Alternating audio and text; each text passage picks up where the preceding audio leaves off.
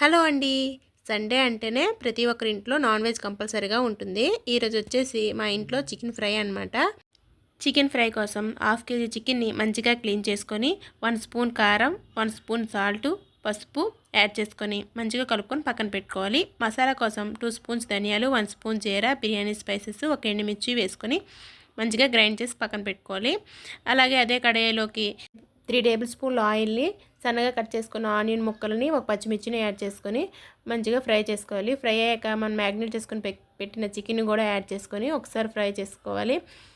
Water అంతా కిందకి తేలి ఆయిల్ అంతా పైకి తేలేంత వరకు ఫ్రై చేసుకోవాలి. ఇలా ఫ్రై అయిన తర్వాత ఒక టీ గ్లాస్ వరకు వాటర్ని యాడ్ చేసుకొని మొత్తం వాటర్ అంతా ఇంకిపోయేంత వరకు మంచిగా ముక్క ఉడికేంత వరకు ఫ్రై చేసుకోవాలి. ఇలా ఫ్రై అయ్యాక 1 స్పూన్ మనం గ్రైండ్ చేసిన మసాలా పౌడర్, కొద్దిగా కొత్తిమీర, కొద్దిగా కరివేపాకుని యాడ్ చేసుకొని ఒకసారి బాగా కలుపుకొని స్టవ్ ఆఫ్ చేసేయడమే. ఎంతో టేస్టీ అయిన చికెన్ ఫ్రై రెడీ.